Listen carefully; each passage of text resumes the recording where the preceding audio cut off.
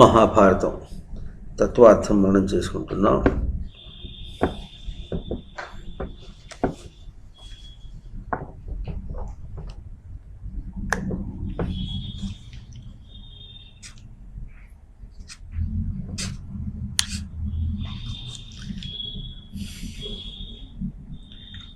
బందీ అష్టావక్రుల సంవాదం వింటున్నాం. బందీ అష్టావక్రుల సంవాదం వింటున్నాం. వేదముల గురించి వాదం ఏం చెప్పుకున్నాం. వేదంలో ఒక వాక్యం కూడా తీసుకొని దాని మీద వాదం చేయటం లేదు. అంటే దీన్ని బట్టి మనకేం తెలుస్తుందంటే, వేదము అనేటటువంటిది టెక్స్ట్ అనే కాకుండా, అంటే ఆ గ్రంథం అనే కాకుండా, ఆ గ్రంథము మనకి ఏం అందిస్తుందో ఆ తాత్పర్యం మీద వాదం వేస్తున్నారని చెప్పుకున్నాం. ఉక్తే వాక్యే చ ఉత్తరం మే బ్రవీవి మే బ్రవీహి మే బ్రవీహి. ఉక్తం వాక్యం వచ పరిభాషని అర్థం చెప్పుకున్నాం. అంటే వేదంలో ఒక పరిభాషణ ఉంది, ఆ పరిభాషణకు ఇంకొక పరిభాషణ. ఆ పరిభాషణ ఎట్లా ఉండాలి? నిరంతర ప్రవర్తన ప్రాప్తి ఎరుకగా దాటించేదిగా ఉండాలి. ఉత్తరం అట్లాంటిది బ్రవీహి, చెప్పు, లేకపోతే అట్లాంటిది చెప్తా, రెండు అన్నమాట. అది చాలా రహస్యంగా ఉంటుంది. అంటే ఎట్లా ఉంటుందంటే, మామూలుగా అమ్మ అని పిలుస్తుంటే ఆ మాట అక్షరాల పదములు వేరు, కానీ ఆ వెనుక మనం లౌకికంగా ఇట్లాంటి గౌరవమో ఏదో ఇది అనుకుంటున్నాము. లోకంలో మనకి ఎట్లా తెలుస్తూ ఉంటుంది. అట్లాగే స్వామి, దేవుడు అని అన్నప్పుడు మనకు తెలియకుండా ఏదో పవిత్రంగా ఎట్లా తోస్తుందో, పదములకు అతీతంగా ఏదో కనిపిస్తున్నది అన్నమాట. అట్లాగే ఇక్కడ కూడా వేదము అన్న పదం వచ్చినప్పటికీ అతీతంగా ఒక గొప్ప తత్వం మనకు కనిపిస్తుంది. అతీతంగా గొప్ప తత్వం మనకు కనిపిస్తున్నది.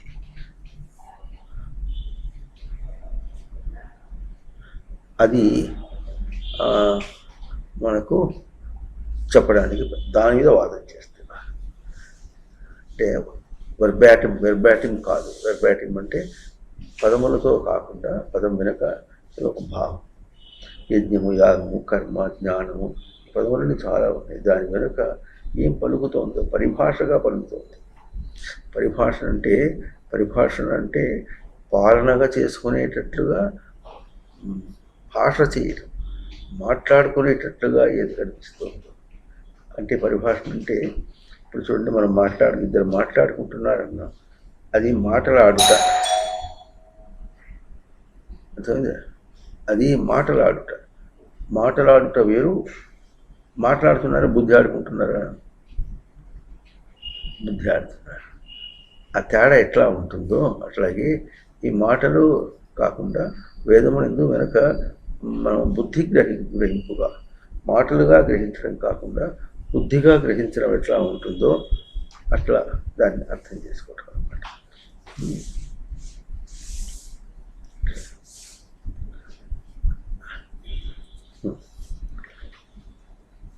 బుద్ధిగా గ్రహించడం ఎట్లా ఉంటుంది, ఇంకా సెన్స్ ఆధ్యాత్మిక గ్రహింపుగా గ్రహించడం ఎట్లా ఉంటుందో, గ్రహించిన దాన్ని నిలుపుకోవడం అంటే ఎట్లా ఉంటుందో, అంత తేడాలో వేదాన్ని అర్థం చేసుకోవాలి. దీన్ని ఇప్పుడు ఎట్లా తీసుకున్నారు? ఏకశబ్దం చేత బందీ తన భావాన్ని వ్యక్తం చేశాడు. ఏకశబ్దానికి ప్రాప్తి అని ఒక అర్థము, ఇంకా అద్వైతం, ఏతీతి ఏక, పొందుట అని అర్థం ఒకటి. ఏకశబ్దం అద్వైతం అని అర్థం చూపిస్తుంది. ఆ అద్వైతం అనే అర్థంతోనూ పొందుట అనే అర్థంతో ఎవరు చెప్పారు? బందీ చెప్పాడు. బందీ ఎట్లా చెప్పాడు? ఒకటేమో అగ్ని లక్షణం. అగ్ని అంటే కుటిలమునకు కుటిలం. ఇంకోటి సూర్య ప్రేరణ. ఇంకోటి అరిహంత దేవరాజ అని చెప్తున్నాం. అరిహంత అంటే ఏం చెప్పుకున్నాం? అరి అంటే మామూలు శత్రువుని చంపేవాడు అరిహంత, శత్రువుని చంపేవాడు దేవరాజుడు అంటే దేవేంద్రుడు అర్థం, మామూలుగా అర్థం చెప్తారు. అట్లా కాకుండా అరిహంత, అరి అంటేనేమో రుగతో ధాతు అంటే ప్రవర్తన ఎందు ఎట్లా ఉండాలంటే ఆ ప్రవర్తన ఆధ్యాత్మిక ప్రశంస అనాత్మ ఖండనగా ఉండాలి. అర్థమవుతుందా? అటువంటి తనకు దేవలక్షణంగా ప్రకాశించడం అనేది ఎట్లా ఉంటుంది అనేది ఒక విశేషం. అది ఏకలక్షణం. ఇంకా ఆ ఏకలక్షణం ఇంకేం చెప్పాడు? పితృణాం ఈశ్వర యమ. పితృణాం ఈశ్వర అంటే పితృణాం అంటే మామూలుగా పితృదేవతలు అర్థం చెప్తారు. ఇట్లా కాకుండా పితృణాం అంటే రక్షణ అనేటటువంటి ఏ లక్షణాలు ఉన్నాయో ఆ లక్షణాలన్నిటికీ కూడా నియామకం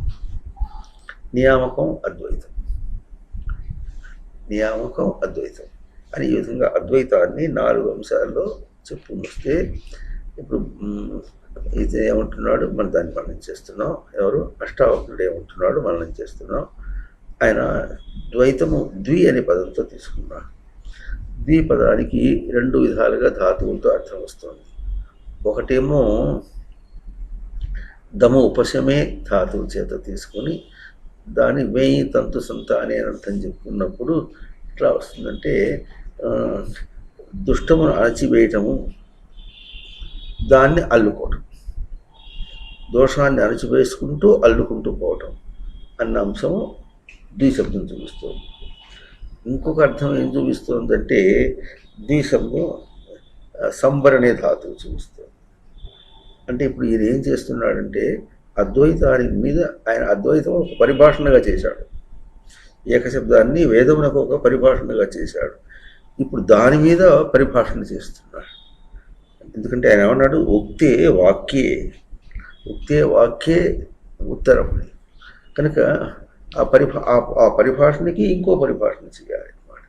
ఆ పరిభాషణ చేయటంలో ఇప్పుడు ఏం చేశాడు? ఏకహ అన్న అద్వైతమునకు, పొందుట అన్న అద్వైతమునకు ఇంకొక పరిభాషణ చేసి ఆ పరిభాషణ ఏం చూపిస్తున్నాడంటే ఏది అద్వైతం అవుతుందంటే ఎక్కడ అనాత్మములను అల్లుకుంటూ పోవటం, అనాత్మను అల్లుకుంటూ పోవటం అనేటటువంటిది ఎక్కడ ఉంటుందో దాన్ని అణిచివేయటం.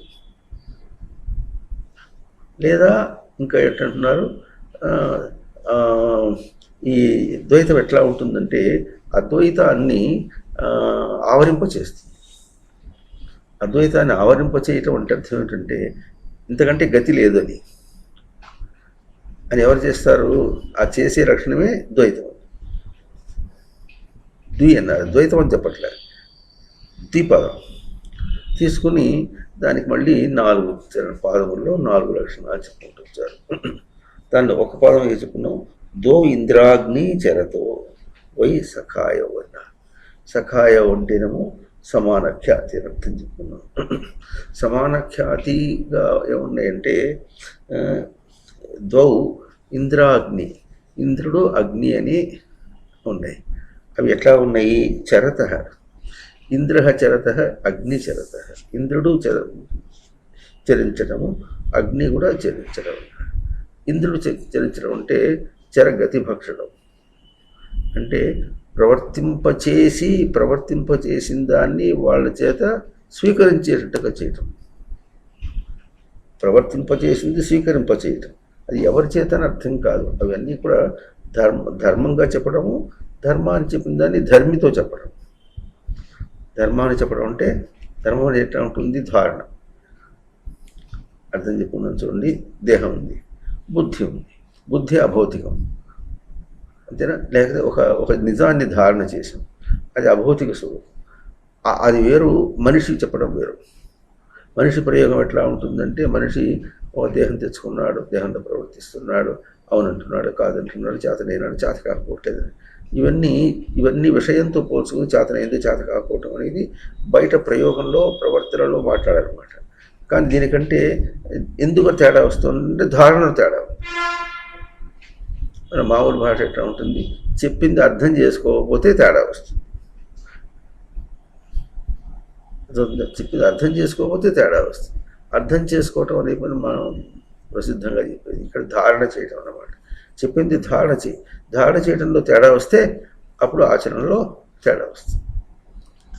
అవునా? కనుక ఎట్టంటున్నారు ఇప్పుడు ఇంద్రాగ్ని అన్నప్పుడు ఇంద్రుడు అగ్ని అని. ఇంద్ర శబ్దమేమో ఇది పరమేశ్వరీయ దాటి, అంటే ఆత్మ ప్రశంస దాటించడం చేత ఆత్మ ప్రశంస చూపిస్తుంది అనమాట. అగ్ని అగ కుటిలాయాం గత వస్తుంది, కుటిలమునకు కుటిల విధులు వేస్తుంది కనుక అనాత్మ ఖండన అని. అవునా? ఇప్పుడు ఆత్మ ప్రశంస అనాత్మ ఖండన అనేటటువంటివి చరత, అంటే ప్రవర్తింపచేసి గ్రహింపచేసేటటువంటి విధంగా ఏం చేస్తుంది? ఈ ద్వి అనే లక్షణము అద్వైతాన్ని ఆవరిస్తుంది, లేదా అద్వైతం చేత ఆవరింపచేస్తుంది. లోకంలో ఎట్లా ఉంటుందంటే సామాన్యుడికి ఎట్లా కష్టాలు వస్తేనే వాడు ఆలోచన చేస్తాడు. కష్టాలు అనేటువంటి ద్వి అని అన్నాం అనుకోండి, అద్వైతమేమో అద్వైతం గొప్పదా ద్వి అనేది గొప్పదా అనేది మనకు ప్రశ్న వస్తుంది. నేనేమంటున్నాడు, అద్వైతానికి పై మిన్నగా చెప్తున్నాడు ద్వి లక్షణం. అర్థమవుతుందా? మిన్నగా ఎట్లయిందంటే సామాన్యుడికి వాడికి కష్టం వస్తేనే అప్పుడు విచారణ చేసి అద్వైతాన్ని అందుకుంటాడు. కనుక అద్వైతం అందుకోవడానికి ఇది వాడికి మార్గం అయింది కనుక, గుణపాఠం వస్తేనే పైగా అందుకుంటాడు. ఇది మార్గం అయింది కనుక ఆ విధంగా ఇది ఒక పరిభాషణకు ఇంకొక పరిభాషణ. అద్వైతం అది ఎట్లా ఉంది, అయితే దానికి సాధకుడికి కానీ సామాన్యుడికి కానీ ఎటువంటి పరిభాషణ అవుతుందంటే వాటిని అది అందింపచేసేటట్టుగా ఉంటే అది పరిభాషణ అవుతుంది.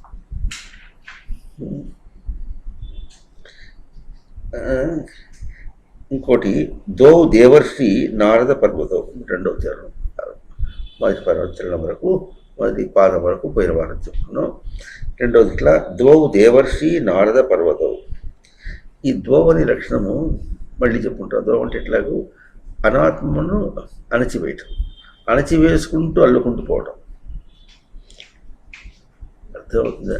నడుస్తున్నాము అంటే ఏం చేస్తున్నాం, ముందు ఎట్టబోతున్నాం అంటే వెనకని నెట్టుకుంటూ ముందుకు పోతున్నాడు అని ఎట్లా ఉంటుందో అట్లాగే అనాథం అణచివేసుకుంటూ ముందుకు పోతున్నాడు.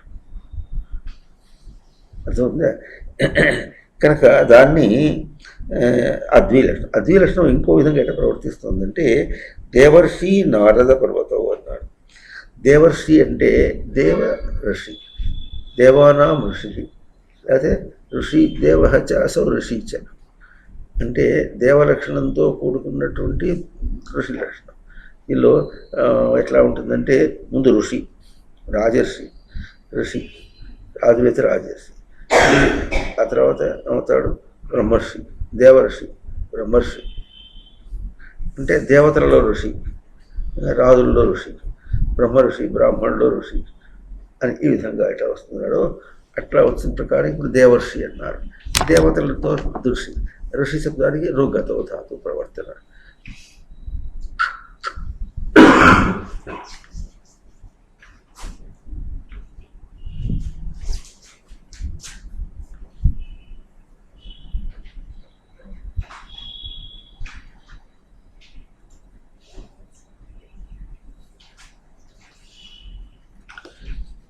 ఇప్పుడు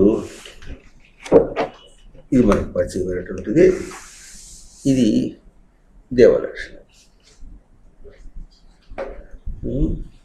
క్రీడా, విజిగిష, వ్యవహార, ద్యుతి, స్తుతి, మద, స్వప్న, కాంతి, గతి, 10 లక్షణాలు దేవలక్షణం. ఈ దేవలక్షణాలు ఎప్పుడు ప్రవర్తనలో ఉంటాయో, ప్రవర్తనలో నిలిపినప్పుడు దేవర్షి అవుతాడు. అదేందా? కనుక ఆ దేవర్షి లక్షణం ఎట్లా ఉంటుంది? దేవర్షి నారద పర్వతం, అది నారద అని ఒక దేవర్షి అని మనకు బాగా తెలుసు. నారదుల దేవర్షి అనేది పురాణ ప్రకారంగా మనకు తెలుసు. ఇక్కడ ఏం చూపిస్తున్నాడు అంటే నారద పర్వతం అంటున్నాడు, పర్వతం కూడా దేవర్షి, ఇద్దరిని కలిపి చెబుతున్నాడు. మన పర్వతం అంటే ఏం తెలుసు? మట్టి దిమ్మ, లేకపోతే రాయి దిమ్మ. రాయి దిమ్మ అది పర్వతం అంటే మనకు అర్థమైంది. కానీ ఆ దేవర్షి అంటే ఇది ప్రసిద్ధార్థంతో పర్వతం అనగానే ఇట్లా మనం కొండగా ఒక కొండ, అది పెద్ద కొండ, మంచు పర్వతం, మంచు అదే అని ఈ విధంగా మనం ఎట్లా అనుకుంటున్నామో అది దీన్ని ఎట్లా చూపిస్తున్నారంటే నారదులతో సమానము పర్వతం అన్నారు. ఇద్దరు దేవర్షులు అంటే దేవలక్షణాలని ప్రవర్తింపచేసేటటువంటిది. ఇప్పుడు నారద శబ్దానికి నారం దదాతీతి నారద. నారం అంటే నర లక్షణానికి నర సంబంధం నారం, దాన్ని నర అంటే నృణాతి సర్వం స్వవశమితి, అన్నిటినీ కూడా తన వశంగా తన కాంతిలోకి నృణయే గ్రహిస్తున్నాడు, తీసుకుంటున్నాడు కనుక నారదులు అన్నాడు. నారం అన్నారు, నరహ అన్నారు. నరహ అంటే దానికి సంబంధించింది నారం, అంటే దీనికి సంబంధించిన దాన్ని దదాతి ఇస్తాడు కనుక నారదులు అన్నాడు. అంటే ఏమి ఇస్తాడంటే అన్నిటినీ కూడా తన కాంతిలోకి తీసుకునేటట్టుగా. అవునా? ఈ మాట మనం అందరూ ప్రయోగం చేస్తుంటారు. అందరు ఏమంటారు, అన్నీ నా గుప్పట్లో ఉండాలంటాడు, నేను చెప్పినట్టు వినాలంటాడు, అంతేనా? నా మూర్ఖానికి రావాలంటాడు, లేకపోతే నా భోగానికి రావాలంటాడు, నా రోగానికి రావాలంటాడు, నేను పట్టుకున్న కుందేటి 3 కాళ్ళు అంటాడు, దానికి రావాలంటాడు. అర్థమైందా? మనం అదే చెప్పుకుందామా, అసలు నిజం చెప్పుకుందామా అని అంటే ఈ మూర్ఖులు అన్నీ తన గుప్పెట్లో రావటం అనేటటువంటి జరగటం లే. ఏది మూర్ఖుడు ఎవరు ప్రవర్తించినా, బయటగా ప్రవర్తించినప్పుడు ఏది తన గుప్పెట్లో రావటం లే, తనలోకే రావటం లే. ఇప్పుడు కేవలం వేదాంతపరంగా మాట్లాడుకుంటే 84 లక్షల జీవరాశుల గర్భాలలో మనం ప్రవర్తించాం. ఆ 84 లక్షల శరీరంలో ఎన్నో జన్మలు ఎత్తాడు, ఎన్నో విషయాల్లో ప్రవర్తించాడు, అన్నీ నావి అనుకున్నాడు, అన్నీ నా ఇష్టం వచ్చినట్టుగా ఉండాలని ప్రవర్తించేశాడు. అవి ఏమీ నిలవలే, అవి వెళ్ళిపోయినాయి. తానున్నాడు. ఇప్పుడు తాను ఎట్టా ఉన్నాడు అని అంటే వాటిని పొందలేని విధంగా ఉన్నాడు. ప్రయత్నం చేసి విఫలమై పొందలేని విధంగా ఉన్నాడు. తన వశం కాలే, తన కాంతిలోకి రాలే. తన కాంతి ఏమి వశం అంటే తన గుప్పెటని అర్థం కాదు, వశ కాంతో ధాతు. తన కాంతిలో మూర్ఖుడికి మూర్ఖత్వం కాంతి, అవును. పట్టుదల వాడికి పట్టుదల కాంతి. సుఖం భోగం అనుకుంటే భోగికి భోగం కాంతి. ఏదో వేరే విధంగా సుఖం అనుకుంటే కాంతి. ఏదో మరి లౌకికంగా ఒక త్యాగం అనుకున్నాడు అనుకుంటే అది వాడి కాంతి.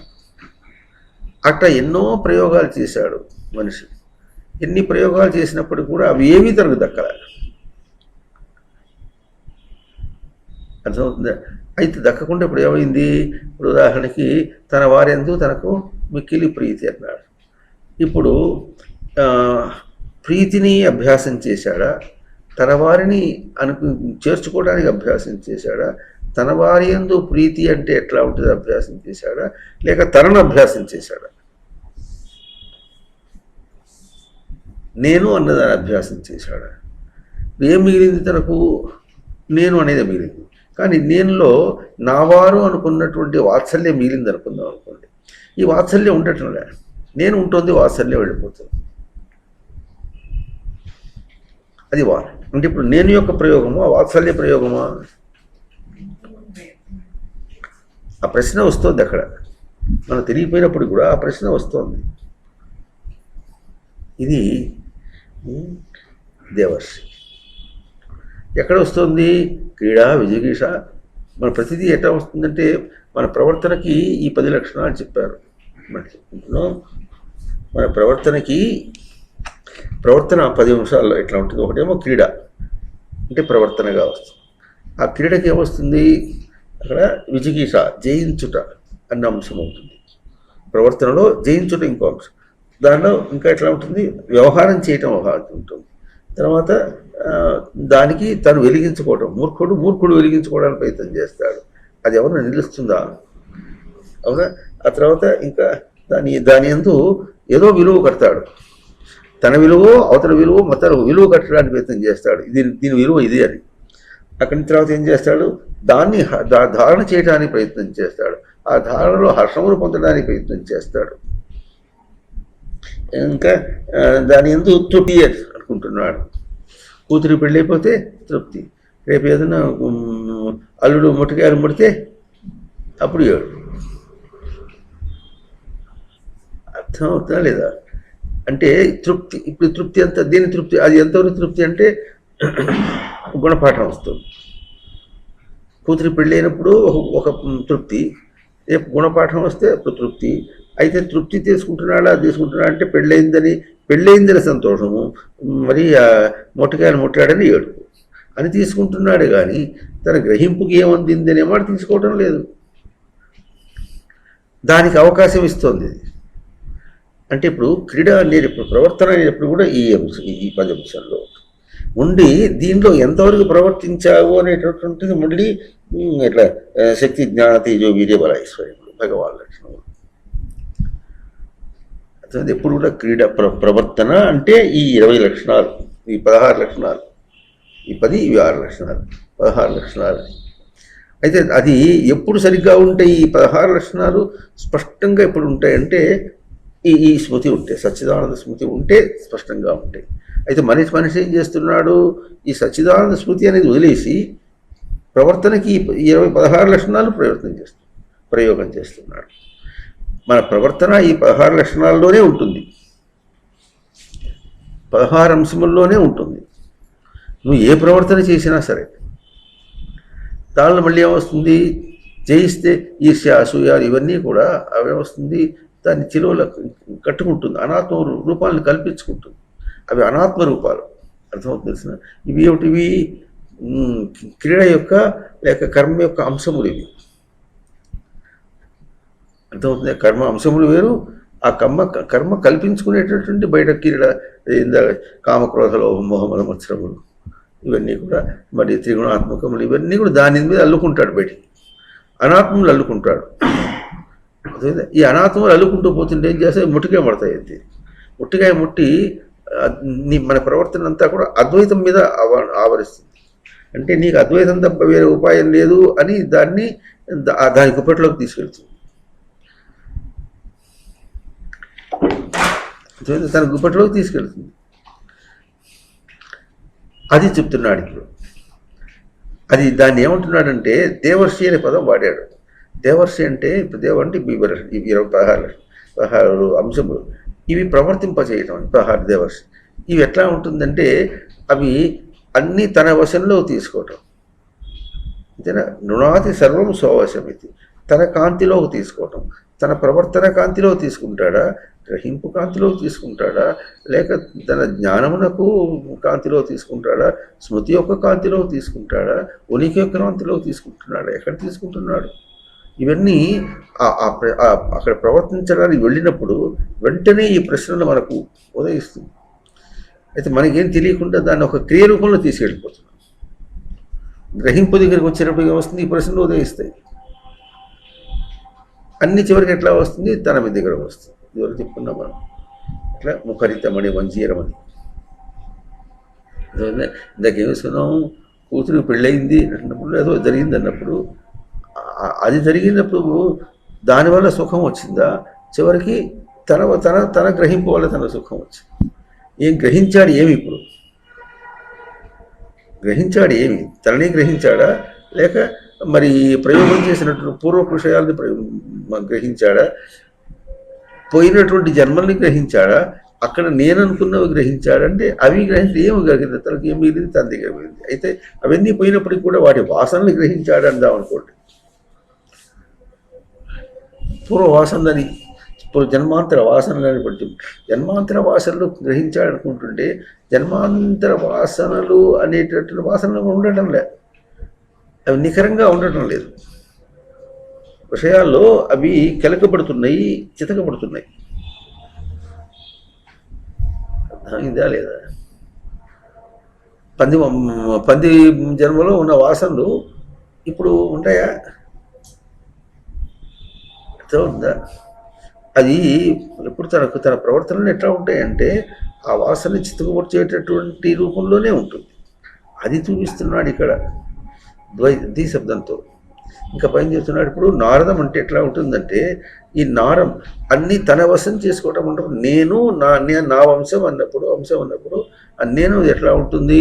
బయట విషయమా, బయట పదార్థమా, దానివల్ల కలిగినటువంటి విషయమా, దానిలో ప్రవర్తించేటటువంటి క్రియయా, దాంతో ప్రవర్తిస్తూ ఉంటే సంబంధించినటువంటి ఏ విషయాలు ఉన్నాయో, ఏ మనుషులు ఉన్నారో, ఏ పదార్థములు ఉన్నాయో దాందా, లేకపోతే దాన్ని ప్రయోగం చేస్తున్నటువంటి తన దేహమా, తన ఇంద్రియములా, అన్నీ వస్తాయి అన్నమాట.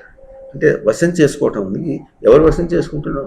చివరికి ఎట్లా వస్తుంది? ఏం చేసినప్పటికి కూడా తనకు ఉండదు. ఇప్పుడు ఏమంటున్నది? ఇప్పటికి నారదులు దేవర్షు అంటే ఇప్పుడు నారం దదాతి, తన వశం చేసుకోవడం అనే ఒక ధారణ ఇస్తుంది.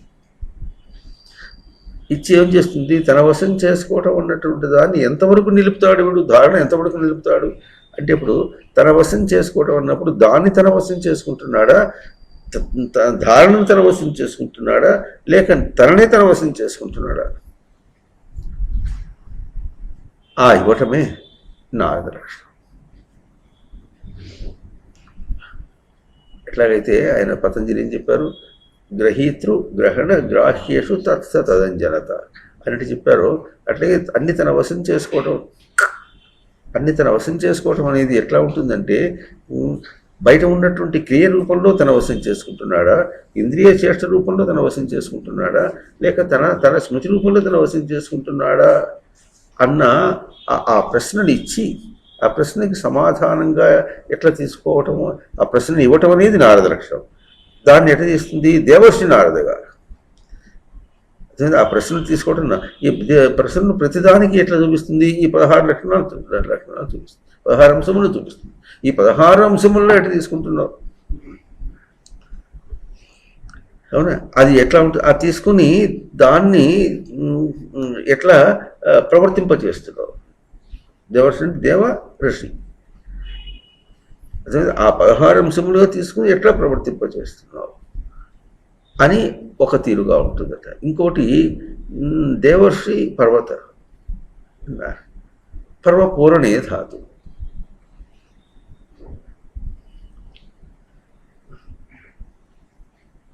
అర్థమవుతుందా? పర్వపూరణే ధాతు అంటే అదేంటి? నారద లక్షణము ఒకటి, నారద లక్షణములకు పూర్వ లక్షణం, పూర్ణం లక్షణం. పర్వత శబ్దానికి పూర్ణే ధాతు. దానికి పూర్ణత్వం ఎట్లా సాధిస్తావు అని ఏం చేస్తుంది? ఈ అంటే దేవర్షిగా తన వశం చేసుకోవటము ఎట్లా, ఇంకా పూర్ణత్వములకు తన వశం చేసుకోవటము, దాన్ని ఈ మరి 16 లక్షణములని ప్రవర్తింపచేయటముగా వెళ్ళి ఈ ద్వి ఏం చేస్తుందంటే, అట్లా ప్రవర్తించి ద్వి ఏం చేస్తుందంటే అద్వైతాన్ని ఆవరిస్తుంది, అద్వైతం చేత ఆవరింపజేస్తుంది.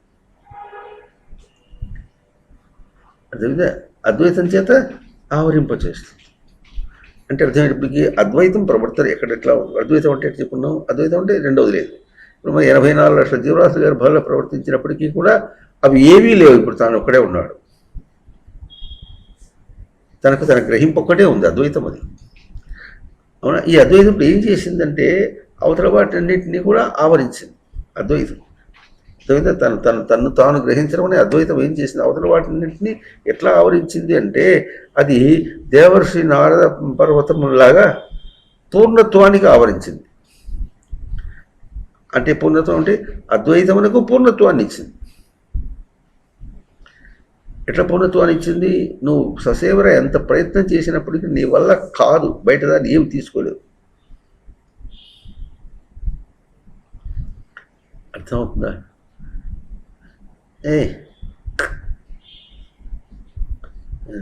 గడ్డ కింద చేయబెట్టు కూర్చున్నాడంటే ఏదో సమస్య పడుతుంది అన్నమాట.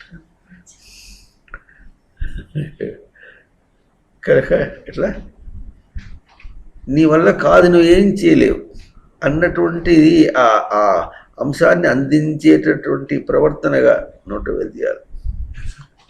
దగ్గర వెళ్తీయాలి. అర్థమవుతుందా? అట్లా ఏం చేస్తుంది? అడకత్తెరలో పెట్టినట్టు పెడుతుంది. అర్థమవుతుందా? అంటే ఇప్పుడు అద్వైతం గొప్పది, ద్వి గొప్పది అంటే ద్వి ఏం చేస్తుంది? అద్వైతానికి ప్రవర్తింపచడం చేయడంలో ఏమీ అడ్డం రాకుండా చేస్తుంది. అన్నిటినీ అద్వైతం వశంలోకి వచ్చినట్టుగా చుట్టేస్తుంది అనమాట. ఇంకా ఏం చేస్తుంది అంటే ద్వౌ అశ్వినౌ ద్వే రథస్యాపి చక్రే భార్యాపతి ద్వౌ విహితో విధాత్ర.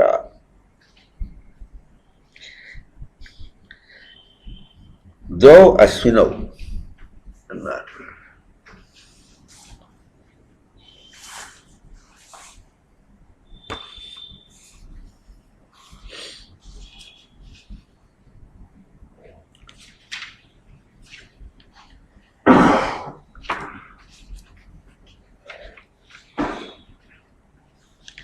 అశు వ్యాప్తౌ చేత అశ్విని.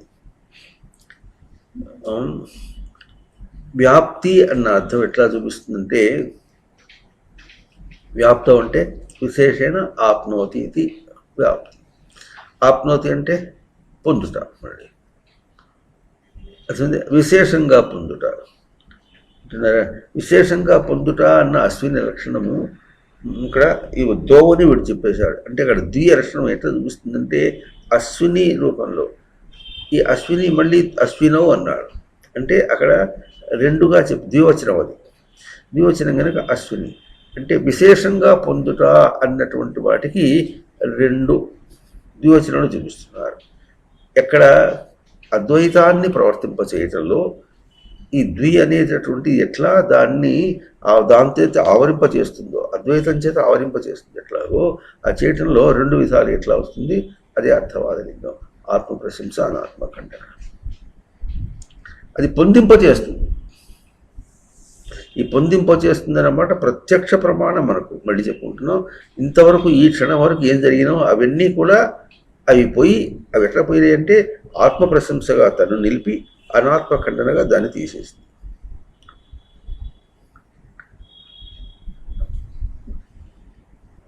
అర్థమైందా? అంటే ఇప్పుడు ద్వి ఏం చేసింది? అద్వైతానికి దోహదం చేసింది, దానికి సహాయం చేసింది. దాన్ని ప్రవర్తింపచేయటంలో వేరే విధంగా రాకుండా దాన్నే చేసి నిలిపి. ఇప్పుడు ఈ ద్విలక్షణాన్ని ఇప్పుడు మనం ఏమిటో చెప్పుకున్నామంటే, మన వాళ్ళు ఎట్లా ప్రవర్తిస్తున్నారు, ఇప్పుడు ఈ రోజుల్లో ఎట్లా ప్రవర్తిస్తున్నారంటే ఆ దేవుడు వేరు, నేను వేరు. ఈ ద్వైతవనం అనే మాట మాట్లాడుతున్నారు. ద్వైత శబ్దానికి ఆ దేవుడు వేరు, నేను దేవుడు వేరు ఎప్పుడు అనుకున్నావో అది ఇప్పుడు ఏం చేస్తుంది? అది ద్వైతం ఎట్లా అయిందంటే ఆ దేవుడు వేరు, నేను దేవుడు అని కాదు, తనకంటే వేరు చేసుకున్నాడు. అర్థం చేసుకుందాం చూడండి. నేను, నీవు రెండు పదములు ఉన్నాయి. నేను అనేది గ్రహింపు ఎక్కడ వస్తుంది? తనకు తనయందే వస్తుంది. ఇది క్రీడ. నేను అనేది తనకు తనయందే. ఈ నేను యొక్క గ్రహింపుకి ఇతరులతో సంబంధం లేదు. ఇప్పుడు అవతల నామరూపాలు చూస్తున్నాడు అనుకోండి, నామరూప క్రియాకరములు ఏం చూసినప్పుడు కూడా దానివల్ల ఏమొస్తుంది? అది నీవు, అది అని చూపిస్తున్నారు తత్శబ్దం చేత.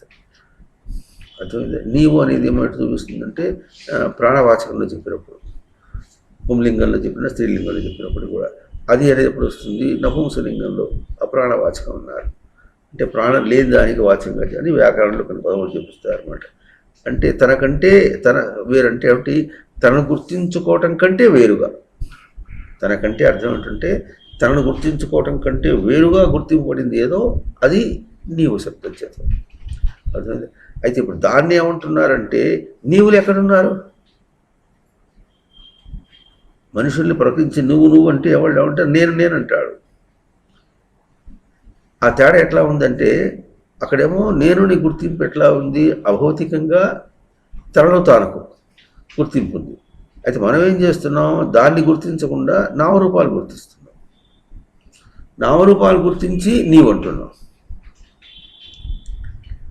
అదే ఇక్కడైనా అక్కడైనా ఎక్కడైనా సరే నామరూపములకు నీవు లక్షణం. అర్థమైందా? నామరూపముల కంటే నామరూప క్రియాగుణముల కంటే అతీతమైనటువంటిది, అవతల ఉన్నటువంటిది, వ్యతిరేక్తమైనటువంటిది ఉందో అది నేను యొక్క గుర్తింపు. అంటే ఇప్పుడు ఏం చేయాలి? ఇప్పుడు తన మీద అభ్యాసం ఇచ్చింది శాస్త్రం. ఏమైనా అభ్యాసం ఇచ్చిందంటే తనకు తన నా రూపం చేత కాకుండా చేస్తే ఇప్పుడు ఏం చేశాడు? రూపం కనిపించకపోయినప్పటికీ పేరు పెట్టుకున్నాడు. నా పేరు అంటాడు. దాన్ని పోగొట్టుకుంటే అట్లా. క్రియ అంటే చేసిన పనులతో మాట్లాడుకుంటున్నాడు. గుణములు అంటే గుణ అభ్యాసే. అలవాటు చేసుకున్నామని సత్యం అంటున్నాడు. అంటే నామరూప క్రియా గుణముల్లో రూపం చేత అది కాకుండా చేసే అభ్యాసం చూపించినప్పుడు కూడా నామ క్రియాగుణములతో మళ్ళీ తనను పోల్చుకుంటున్నాడు. అయితే ఇప్పుడు ఏం చేసింది? రూపంతో చూపించి తను రూప శబ్దానికి ఎట్లా అర్థమైనప్పటికీ రూపక్రియాయాం అన్నాడు. రూపొందించుకోవటం అన్నాడు. నేను ఎట్లా రూపొందించుకుంటున్నాడు అంటే అర్థమైందా? ఇప్పుడు నేను ఇది ఇట్లా పట్టుకున్నాడు. నేను ఎట్లా రూపొందించుకుంటున్నాడంటే దీని బరువుతో రూపొందించుకుంటున్నాడా, ఈ పుస్తకంతో రూపొందించుకుంటున్నాడా, తన పట్టుతోనే రూపొందించుకుంటున్నాడు. నేను యొక్క గుర్తింపు తన పట్టుతో గుర్తించుకుంటున్నాడు, పుస్తకంతో కాదు. అవి ఒకసారి గుర్తించుకున్నాడు అనుకోండి, పుస్తకం కింద పట్టేస్తే తన పట్టుతో తను గుర్తించుకున్నటువంటి తనకు ఒక ముద్ర పడిపోయింది, తన గ్రహింపుకు చేరిపోయింది. పుస్తకం చేరలే, పుస్తకం విడిచేశాడు. తన పట్టు తనకు. అట్లాగే చూస్తున్నా అని అంటున్నాడు. చూడబడినవి పోయినాయి, చూపు అనేది తన గ్రహింపుకు వచ్చింది. అంటే ఇప్పుడు ఏం అభ్యాసం చేశాడు? చూపును అభ్యాసం చేశాడా? చూడబడినటువంటి చూపుని తనయందుగా అభ్యాసం చేశాడా? బయట రూపంగా అభ్యాసం చేశాడా? ఇప్పుడు ఇక్కడ అశ్విని పదం చూపిస్తున్నాడు. అంటే అర్థమేంటికి తనకు ప్రాప్తముగా అభ్యాసం చేశాడా, అప్రాప్తముగా అభ్యాసం చేశాడా? ప్రాప్తంగా. అప్రాప్తం అంటే తాను దానిలో చూచుట అన్న అంశంలో ఏది తాను పొందగలుగుతున్నాడు అంటే తన అంశమును ప్రవర్తింపచేసింది ఎట్లా ఉందో తన రూపంలోనే తీసుకుంటున్నాడు. అంతేగాని చూడబడిన రూపాన్ని తాను ససేవగా తీసుకోవటం లేదు. ఇది కూడా అభ్యాసం చేస్తున్నాడు. అర్థమైందా? అందుకనే దో అశ్వినో అన్నప్పుడు దో అనేదేమో దీయ శబ్దంతో చూపిస్తున్నాడు. అంటే ఈ దీయ శబ్దం ఎట్లాకు ఒక ఉక్తమునకు ఇంకొక ఉక్తం, ఒక పరిభాషకు ఇంకొక పరిభాష. ఇప్పుడు ఈయనేం చేశాడు? అద్వైతంతో ఒక పరిభాషను చేశాడు వేదమును. దాన్ని ద్వైతంతో అభ్యాసం చేసి ఏం చేస్తున్నాడు? అద్వైతానికి అది ఎట్లా సహాయం చేస్తుందో అద్వైతానికి వేరుగా చూపించట్లే. కొట్టి చంపినా సరే నువ్వు ఇటువైపు రమ్మంటుంది, వాడిని బంధించి బాధించేనే ఇటువైపు రమ్మంటుంది. అర్థమైంది? ఆ విధంగా అది అంటే ఇప్పుడు ద్వైతం అనేటటువంటిది మనకు తప్పు అని అనుకున్న భావానికి అది ఎట్లా చూపిస్తుందంటే సామాన్యుడికి వాడిని బంధించి ఇట్లా వస్తుంది. కానిలే వాడికి కానీ వాడికి బాధ వస్తే అప్పుడే వాడు వస్తాడు, వాడి తెలిసి వస్తే వాడే వస్తాడు అన్నట్టుగా అది ఏం చేస్తుందో విషయాలన్నింటి ద్వైతం ఏం చేస్తుందంటే అద్వైత ప్రవర్తననే తన విషయ ప్రవర్తనకు చుట్టూ ఆవరించేసింది. తన ఎటువంటి ప్రవర్తన అయినా సరే అద్వైత ప్రవర్తనకు ఆవరింపచేసింది. అది చేయడంలో ఇప్పుడు మనకు రెండు చెప్పుకున్నప్పుడు అశ్విని శబ్దం చెప్పినప్పుడు ప్రాప్తం అనే అర్థంతో చూపిస్తున్నారు. ప్రాప్తం అంటే ఇప్పుడు ఏం ప్రాప్తం అంటే తనకు ప్రతి చిన్న ప్రవర్తనలో కూడా ఏది ప్రాప్తం అంటే ఆత్మ ప్రశంస, అనాత్మఖండన. గుర్తించిన జ్ఞాని అయినా గుర్తించినటువంటి అజ్ఞాని అయినా మూర్ఖుడైనా ఎవరైనా ఏం చేస్తున్నాడంటే తన ఉనికి యొక్క ప్రాప్తము తను తీసుకుంటున్నాడు. అది ఆత్మప్రశంస. ఆత్మప్రశంసను ఇంకా ఎట్లా తీసుకుంటున్నాడంటే అనాత్మను ఖండించి మరీ తీసుకుంటున్నాడు. విషయమును నెట్టేసి, విషయ ప్రవర్తన అంతా నెట్టేసి మరీ తీసుకుంటున్నాడు. కనుక ఈ ప్రాప్తమునకు ద్వివచనం చూపించారు. అర్థమైందా? ఈ ప్రాప్త శబ్దానికి మనం భారతంలోనే చెప్పుకున్నాం. అశ్విని దేవతల వరం వల్ల నకుల సహదేవులు కలిగారని. నకుల సహదేవుల్లో మరి ఒకళ్ళేమో ఇట్లా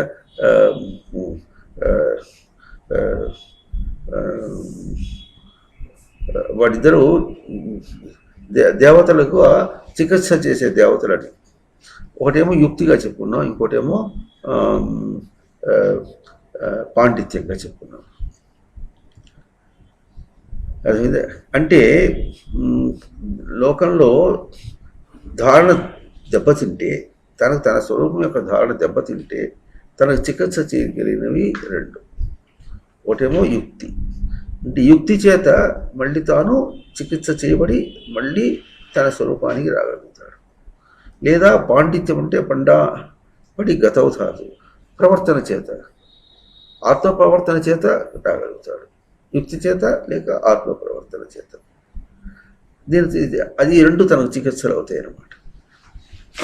అట్లాగే ఇప్పుడు ఇది ఆత్మ ప్రశంస చేత, అనాత్మ ఖండన చేత. నేను అర్థవాద లింగం చెప్పుకున్నాం. అర్థవాద లింగం చెప్పుకోవడంలో ఎన్నో తీరుగా చెప్పుకోవచ్చు. ఆత్మ ప్రశంస చేత తాను చికిత్స చేసుకోగలుగుతాడు తన స్థితిగతులకి, అనాత్మ ఖండన చేత కూడా చేయగలుగుతాడు. ఏకమప్యాస్థిత సమ్యక్ ఉభయోర్ విందతే పరమని మరి పంచమాధ్యాయాన్ని చెప్పినట్టుగా ఈ రెండింటిలో ఏ విధంగానూ అభ్యాసం చేసినప్పటికీ, ఆత్మ ప్రశంసగా అభ్యాసం చేసుకుంటూ పోయినా లేక అనాత్మ ఖండనగా అభ్యాసం చేసుకుంటూ పోయినప్పటికీ, నువ్వు ఎట్లా అభ్యాసం చేసుకున్నప్పటికీ కూడా ఫలం విందతే, ఫలమును పొందుతావు. లభష్ ప్రాప్తో ధాతు విందతే, పొందుతావు, ఫలమును పొందుతావు. ఫలమును పొందుతామంటే మనకేమొస్తుంది? ఇది మూటలు ఏవో వస్తే మనకు వస్తాయి అనుకుంటున్నాం. ఫల నిష్పత్తవు ధాతు అంటే అర్థం ఏంటంటే, ఏం పొందుతావంటే అక్కడిది నీకు కాకుండా నిర్గతం పత్తి, దాన్ని పొందకుండా ఉండేటట్టు, అవతల దాన్ని నీకు అనాత్మను పొందకుండా ఉండేటటువంటి గొప్ప ఫలాన్ని పొందుతావు. ఫలం అంటే రిజల్ట్, ఇంగ్లీష్లో రిజల్ట్, తెలుగులో ఫలం అంటే అయ్యోటో ఫలితం వస్తుంది, ఫలితం దక్కింది అంటూ ఉంటాడు. మూటలేవో మూసుకొచ్చినట్టుగా అనుకుంటాడు. ఏమంటున్నాడు? ఫలితం దక్కడం అంటే అర్థం ఏమిటంటే అవతలది నిన్ను బాధించకుండా బయటపడ్డావని అర్థం. ఇది ఫలితం దక్కడం అంటే. అర్థం అవుతుందా లేదా? ఎక్కడ భాష, ఎక్కడ అర్థం చేసుకోవటం, ఎక్కడున్నాం మనం?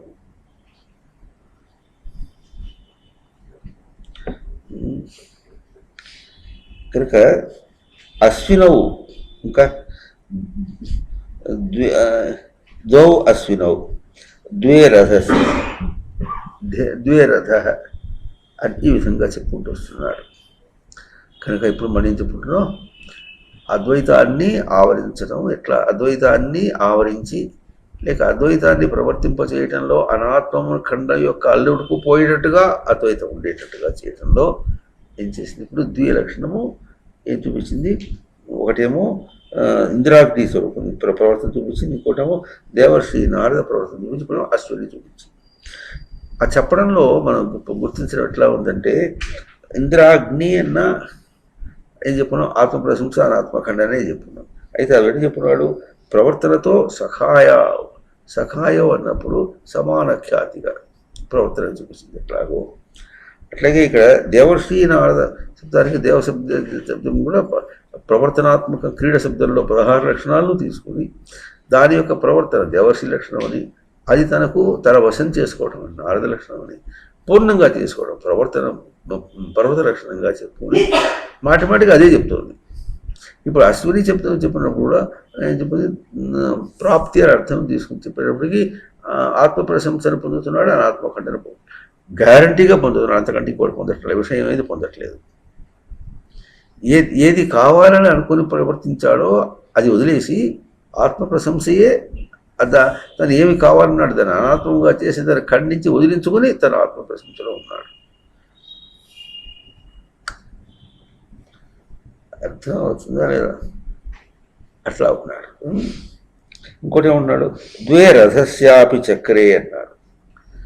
రథస్యాపి చక్రే ద్వే, రథం యొక్క చక్రములు రెండు.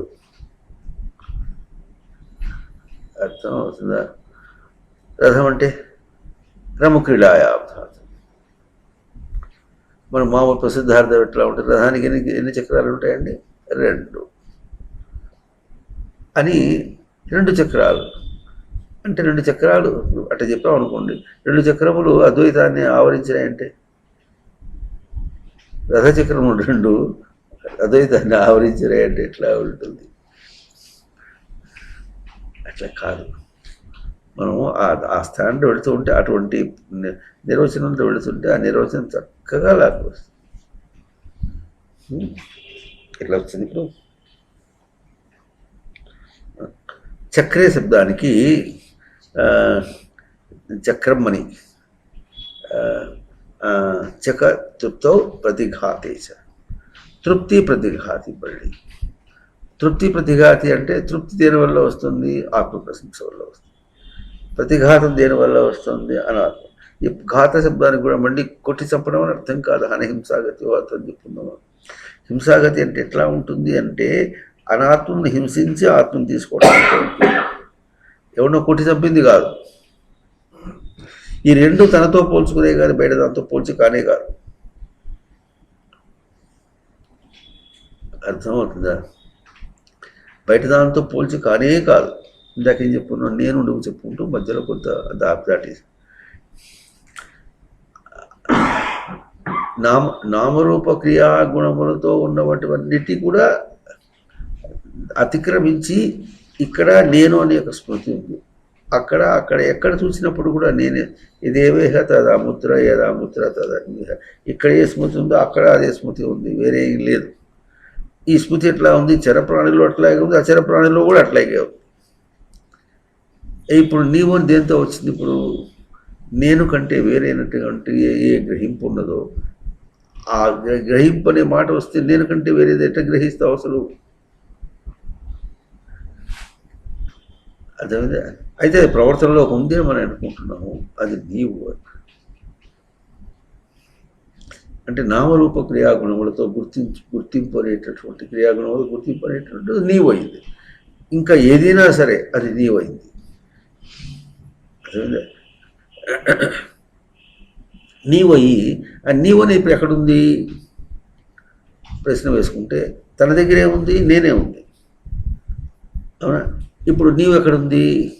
నామరూప క్రియాగుణములతో గుర్తింపు. ఎవరి యొక్క నామరూప క్రియాగుణములు? తన రూపమేమో తనకు కనిపించట్లేదు, తన నామ క్రియాగుణములతో అనుకుంటాడు అనుకోండి. అది అప్పుడు ఏమైంది? నీవు అయింది. ఎందుకంటే నీవు అయింది నేను యొక్క స్మృతి ఇవ్వటం లేదు, తన చైతన్యం కాలేదు. అర్థమైందా? అర్థం చేసుకున్నాం. వీరందరూ కూర్చుని ఉన్నారు. కింద పడకుండా ఏం చేసింది? లోపల చైతన్యం తనను నిలిపింది. అర్థమైందా? ఇప్పుడు ఈ లోపల చైతన్యానికి నామరూప క్రియాగుణములు ఎటు చెప్పాలి?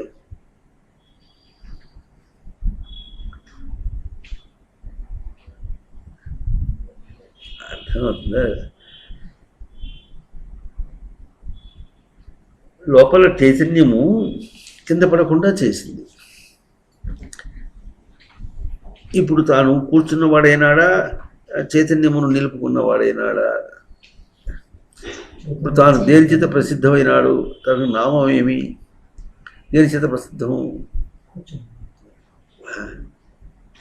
చైతన్యం నిలుపుకోవడం చేత ప్రసిద్ధమైనాడు.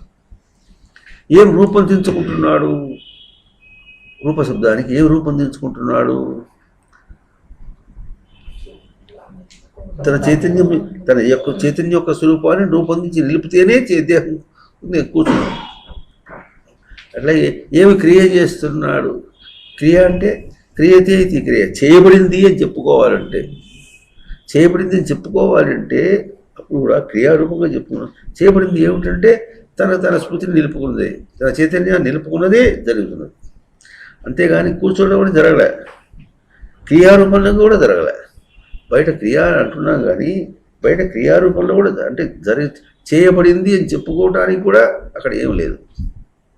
గుణం అంటే గుణ అభ్యాసే. ఏం అభ్యాసం చేశాడు? ఇప్పుడు తన చైతన్యాన్ని నిలుపుకోవడం అనే అభ్యాసం చేశాడు. కూర్చోవడం అభ్యాసం చేయాలి.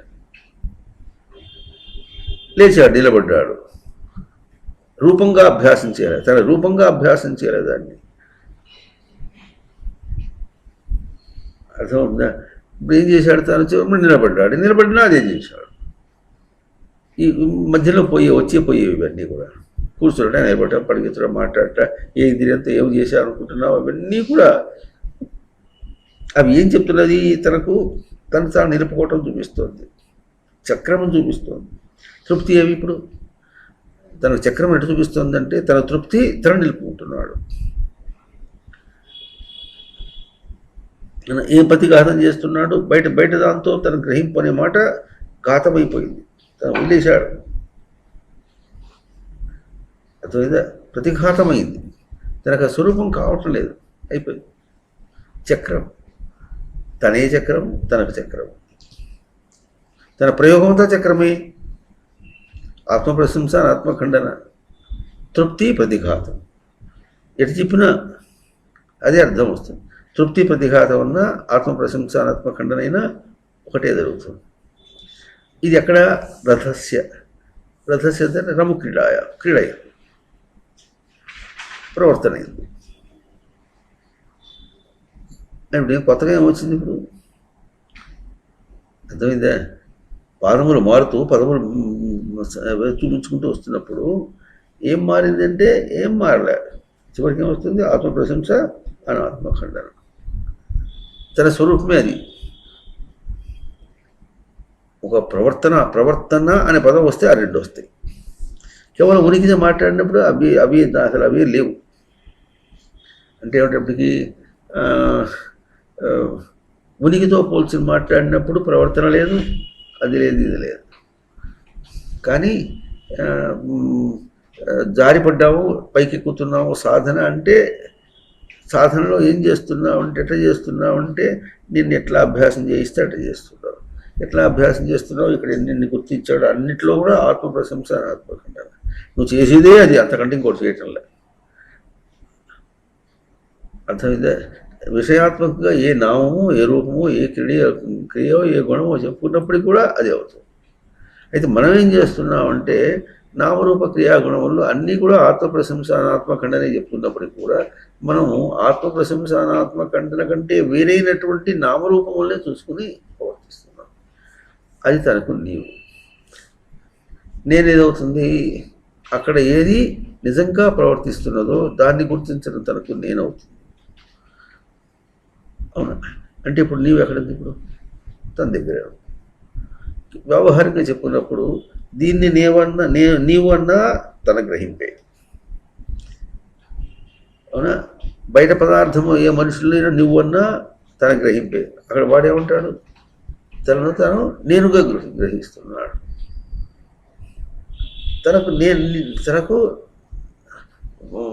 తను కల్పించుకున్నటువంటి నీవు స్వరూపమే. ఒక రాయి పదం అది అన్నావు అనుకోండి, అది అన్నది ఎవరు చెప్తున్నారు, తనే గుర్తిస్తున్నాడు. అది అని తనను అది గుర్తించుకోవటం లే. రాయి తనను అది అని గుర్తించుకోవటం లే. ఎట్లా గుర్తించుకుంటుంది, తనకు తన స్వరూపంగానే గుర్తించుకుంటుంది. ఇది సబ్జెక్టివిటీ, ఆధ్యాత్మికం. ఇది అవుతుందా లేదా? కనుక ఈ విధంగా ఎట్లా ఉంటుంది, రథస్యాపి చక్రే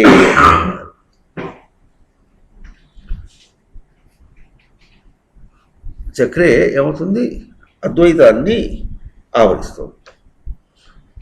లేదా అద్వైతంలో ఉన్నటువంటి అనాత్మలను ఖండింపజేసుకుంటూ అల్లుకుంటూ పోతుంది. అద్వైత ప్రవర్తన అంటే అట్లా చేసుకుంటాం. మరి చెప్పండి, అద్వైత ప్రవర్తన ఎట్లా జరుగుతుంది, ద్విపద జరగటం అంటే అనాత్మను ఖండింపచేసుకుంటూ అల్లుకుంటూ పోవటం అనేటటువంటిది ఒక లక్షణంగా ద్వి అనేది జరుగుతుంది. ద్వి అన్న రూపంలో అద్వైతం ప్రవర్తిస్తుంది. ఇంకోటి ఎట్లా ఉందంటే, అవతల నీవు అన్నటువంటి స్వరూపం వేరేగా, అస్మత్ గ్రహింపు కంటే వేరుగా నీవు అనేది గ్రహిస్తున్నాము, దాన్ని అద్వైతం రూపంలో అంటే నేను యొక్క ఆత్మ ప్రశంస అనాత్మ ఖండన అనే తన స్వరూపంలోనే ఆవరిస్తుంది. తనను గుర్తించడము, నేను గుర్తించడము, అర్థమవుతుందా? అంటే ఆత్మ ప్రశంస అనాత్మ ఖండన అనే అంశంలోనే ఆవరిస్తుంది. అట్లా ఆవరింప చేస్తుంది. అదే అద్వైతమైంది. అద్వైతం యొక్క ఆవరణ ఎట్లా ఉంది? ఈ రెండు అంశంలో ఉంది. అంటే అర్థం ఏంటంటే మన జీవుడు ఎన్నో విధాలుగా ఆలోచించుకుంటూ వెళుతుంటే ఇక్కడ అద్వైతం ఎట్లా ప్రవర్తింపజేస్తుందంటే, అద్వైతాన్ని ఎట్లా నిలుపుతోంది అంటే ఆత్మ ప్రశంస అనాత్మ ఖండన. అక్కడ అది మారు రూపం కాదు. మనం ఏం చెప్పుకున్నాం ఇదివరకు, ద్వి శబ్దానికి తనకు మారు రూపం అన్నాడు. ఇప్పుడు మారు రూపం ఎట్లా అవుతుందంటే, ఈ ద్వి శబ్దము ఆత్మ ప్రశంస అనాత్మ ఖండంలో ప్రవర్తింపచేస్తూ అక్కడ అద్వైతాన్ని నిలుపుతుంటే ఏమంటున్నాడు, తను నామరూప క్రియాగుణముల్ని చూస్తున్నాడు అనుకుంటున్నాడు. ఇది తనకు ద్వైతం.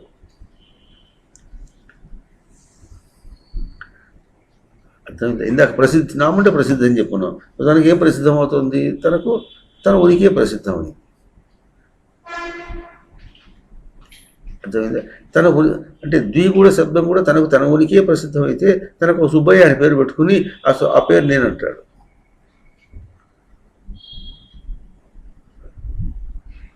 అర్థమైందా? క్రియ అక్కడ ఏం జరుగుతోంది? తనకు తన ఆత్మ ప్రశంసయే అనాత్మ ఖండనే జరుగుతోంది. ఇప్పుడు ఎవరైనా ఉంటాడు, నేను చెంచాతో చేయకూడదు తిన్నానంటాడు. క్రియకు అర్థం అది చెప్తాడు. మన టర్మ్స్ వేరైపోయినాయి. ఏం అభ్యాసం చేస్తున్నాడంటే, చెంచాతో చేయకూడదు తింటుంటే అది కింద పడకుండా అభ్యాసం చేస్తున్నాడు అని మాట్లాడతాడే కానీ అది కింద పడితే ఏమి, కింద పడకపోతే ఏమి కనుక అక్కడ ఏం అభ్యాసం చేస్తే ఆ పని చేయగలుగుతాడు? తన ఉనికిని నిలబడటం, అంతేగా తన ఉనికిని ఆ మాట మాట్లాడటం లేదు. ఇప్పుడు అది ద్వైతం. అంటే నామరూప క్రియాగుణముల్లో కూడా తనని అభ్యాసం చేస్తూ అక్కడ కూడా ఆత్మ ప్రశంస అనాత్మ ఖండనే జరుగుతూ ఉంటే ఇప్పుడు వీడు ఏం చేస్తున్నాడు, అక్కడ నామరూప క్రియాగుణం వల్ల భాషతో మాట్లాడుతున్నాడు.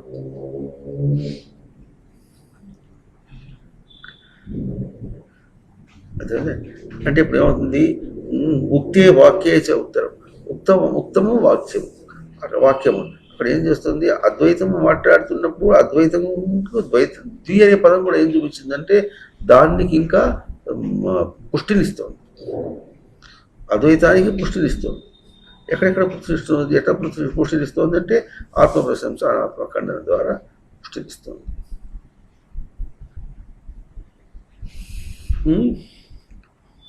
అందులో ఇందాక ప్రాప్తి చెప్పాడు. ఇప్పుడు ఏం చెప్పినాడు, ప్రవర్తనలో చక్రం, ప్రవర్తనలో ఆత్మ ప్రశంస అనాత్మ ఖండన. ఇందాక ప్రాప్తిలో ఆత్మ ప్రశంస అనాత్మ ఖండన. ఆ పైన ఏం చెప్పించాడు, దేవఋషి ప్రవర్తనలో ప్రవర్తనాంశములు అన్నటువంటి 16 అంశంలో ప్రవర్తన, అక్కడ ఆత్మ ప్రశంస అనాత్మ ఖండన చూపించారు. ఆ పైన ఏం చూపించారు, అక్కడ చరత సఖాయ శబ్దానికి సమాన ఖ్యాతిగా ప్రవర్తిస్తున్నది. అర్థం చేసుకుందాం. బయట ఏం ప్రవర్తించినప్పుడు సమాన ఖ్యాతి అంటే తన స్వరూపంగా ప్రవర్తిస్తుంది. తన స్వరూపంగా ప్రవర్తించి తన స్వరూపంగా రాయల్గా తన స్వరూపాన్ని దాన్ని వెనక్కి తీసుకుంటుంది, దాన్ని వదిలేసి. ఇంత గొప్ప పని చేసిన వాడు ఏం చేస్తున్నాడు, అవతల దాంతో మాట్లాడుతున్నాడు, ద్వైతంతో మాట్లాడుతున్నాడు. ద్వైవర్షం అయిందా? ద్వైతం వేరు, ద్వైతం అప్పుడు ఏం చెప్పిన మారు రూపం అని చెప్పాడు. తన సుబ్బయ్య పేరు మారు రూపం, నిజ రూపం ఏమి ప్రసిద్ధి. ఏం ప్రసిద్ధి? ఇప్పటికి ఆత్మ ప్రశంస అనాత్మ ఖండన ప్రసిద్ధి.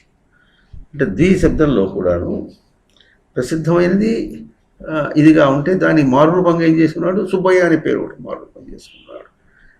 రూపం శబ్దానికి దేహం రూపం వేసుకున్నాడు. లేకపోతే తనకి ఇంకా తను చేసినటువంటి తన కీర్తియే తనకు రూపం అన్నట్టుగా అనుకుంటున్నాడు. అక్కడ ఏం జరుగుతుంది, ఆత్మ ప్రశంస అనాత్మ ఖండనే జరుగుతుంది. అందరు తన్ని పొగిడాడు అనుకోండి, ఆత్మ ప్రశంసగా తీసుకుంటున్నాడా, వాళ్ళ పొగడత రూపంలో తీసుకుంటున్నాడా? వాళ్ళ పొగడత తీసుకున్నప్పుడు ఎట్లా ఉంటాడంటే కాసేపు ఉబ్బి దబ్బిబ్బి అవుతాడు, అది కాసేపే అవుతాడు, అంతేనా? ఎత్తి కుదేసి మళ్ళీ కింద పడేస్తుంది, ఇంటికి పోయి కమ్మగా నిద్రపోతాడు. అప్పుడేముంది, ఆ పొగడత ఉందా, తన స్వరూపం యొక్క ఆత్మ ప్రశంస ఉందా, తెలిసిపోతుంది. అంటే ఆ చెప్పడం తీరుగా కాకుండా అది క్షణభంగురం అని ఇటువంటి ఏదో మాట చెప్పడం వేరు. అన్ని తన స్వరూపంతో మాట్లాడాలి. ఆధ్యాత్మిక గ్రహింపుతో మాట్లాడితే భాష మాట్లాడేటప్పటికి అప్పుడు తనకు అర్థమవుతుంది. అంతేగాని కేవలం వేరే విధంగా కీర్తి ప్రతిష్టలు ఉండకూడదు, తను తాను పొగుడుకోకుండా ఉండాలి అంటే పొగుడుకుంటే నీకేమంటాడు? నన్నేగా నేను పొగుడుకున్నా నాశనం అయిపోతావు అంటే నాశనం అయితే నేనేగా నాశనం అవుతావు, నువ్వు కాదుగా అని అంటాడు. ఆ నాశనం కావడం అంటే ఎట్లా అవుతుంది నాశనం అవుతున్నాడు అనే మాట చెబితే ఎట్లా నాశనం అవుతాడు? తన రూపం నాశనమైంది, తనకు తన స్వరూపం లేకుండా పోయింది అన్న అంశాన్ని చూపిస్తే అప్పుడు చెప్పగా ఎప్పుడో వీడికి బుర్ర తట్టాలి. అర్థమైందా? అర్థం అవుతుందా లేదా అది. ఇంకా ఏమంటున్నాడు? భార్యాపతి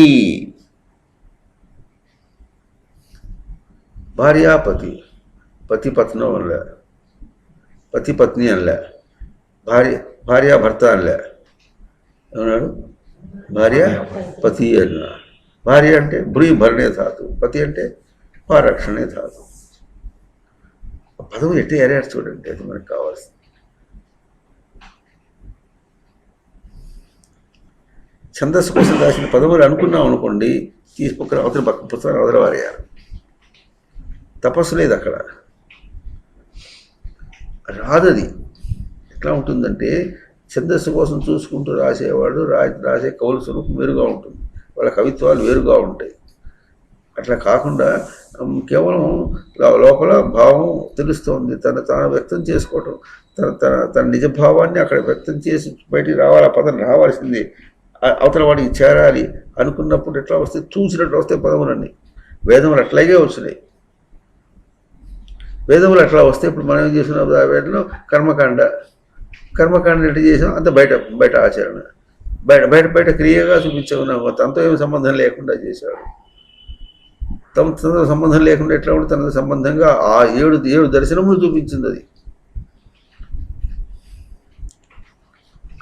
వేదం అంటేనే 7 దర్శనములను చూపించింది. సచ్చైతన్య ప్రకాశ నివాస విచారణ జ్ఞాన సమృద్ధి 7 లక్షణాలతో దర్శనం చూపించినటువంటి వేగ శబ్దానికి. అట్లాగే ఉపనిషత్తులు తీసుకున్నప్పుడు కూడా అట్లాగే ఉంది. ఉపనిషత్తును మనల్ని చేసినా ఎట్లా మనల్ని చేస్తున్నాడు? కేవలం లౌకిక దృష్టితోనే. మన తైత్తిరీయ ఉపనిషత్తులను నారాయణ ప్రశ్నలు చూపించుకున్నాం, ఎట్లా చెప్పుకున్నాడు.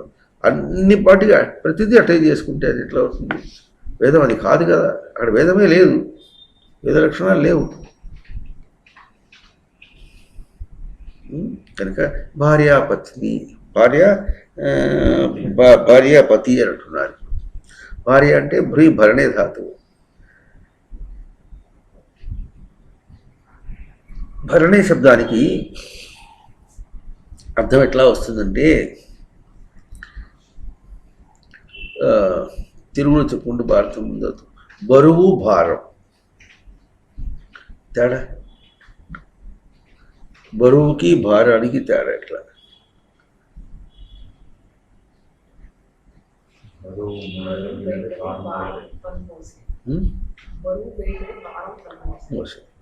తన గ్రహింపుగా వస్తుంది. ఇంగ్లీష్లో కూడా అట్లాగే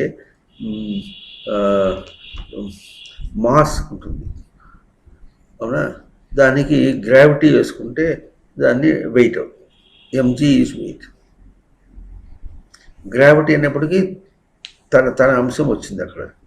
వాడు గ్రావిటీ అంటే భూమి తీసుకోవటం అని, దాని బరువు ఎంతో ఉంటుంది. భూమి తీసుకోవటం దగ్గరికి వచ్చేటప్పటికి వాళ్ళ లెక్క ప్రకారంగా ఒక ఏదో ఉందనుకోండి. ఇప్పుడు దీన్ని ఇంత ఎత్తు కింద పడేయాలి, అంతేనా? దీని బరువు 1 కిలో ఉందనుకో, 2 కిలోలు ఉందనుకుందాం. ఈ 2 కిలోలది 3 అడుగులు ఎత్తించి కింద పడేసామంటే వాడు వెంటనే ఏం చేస్తాడు? 2 కిలోలు ఇంటూ 3 అడుగులు, కిలో ఫీట్ అయితే సెంటీమీటర్లో చూపించేసి అంటుంటాడు. ఇదివరకు ఫుట్ పౌండ్స్ అనేవాడు. పౌండ్స్ ఏమో వెయిట్, బరువు. ఫుట్ అంటే అడుగులు ఎత్తడం. ఫుట్ పౌండ్స్లో వస్తుంది. అది 1 యూనిట్ రాదు, 2 యూనిట్స్ పలుకుతుంది. అంటే దాని బరువు ఒక కొలత వస్తుంది. అది ఎంత ఎత్తు నుంచి కింద పడింది 2 కలుగుతుంది. ఇది భారం. బరువు వేరు, భారం వేరు.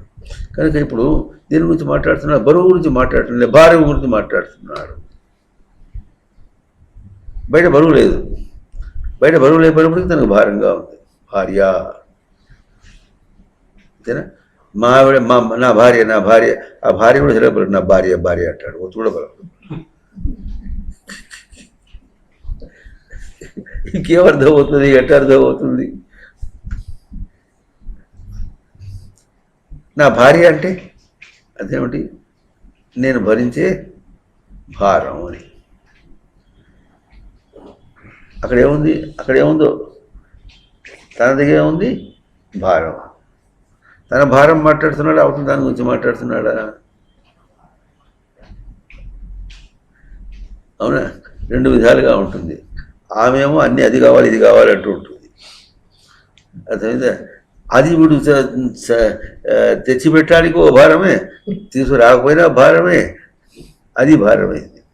ఇంకో విధంగా ఎట్లా ఉంటుంది? నాకేం వద్దు అంటుంది ఆమె ఏం వద్దు అంటుంది అంటే వీడు భారం అయిపోయింది.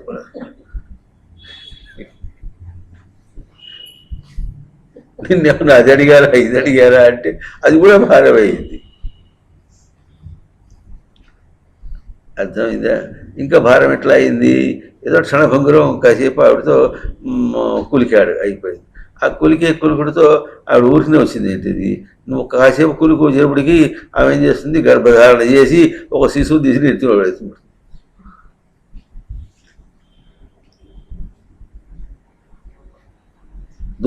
ఇద్దరు దొంగలే కనుక నోరు మూసుకుని భారం భరిస్తాడు. ఆమె అట్లా లేకుండా సరిపోనుగా కదా. ఆ కులుకుడేదో కులుకుడితో సరిపోతే అయిపోయింది. అట్లా కాదే. అర్థమవుతుందా? అది ఎట్లాగో ఇట్లాగో. అట్లాగే మనం బయటికి వెళ్ళి ఏదైనా కులుకాలంటే భార్యతో కులికినట్టు. భార్యతో కులికితే ఎట్లాగైతే ఓ శిశువుని కానీ నెత్తిని పడేసి నేను ఎన్ని మాట కులికినా అన్ని శిశువులు కానీ మహాన పడేసిపోతుంది. అది ఎట్లా ఉంటుందో అట్లాగే బయట దేంతో నువ్వు కులికినా భార్యతో కులికినట్టే. అంటే భారంతో కులికినట్టు. భారం ఏమిస్తుంది? భారం నుంచి ఏమొస్తుంది? భారం అవుతుంది.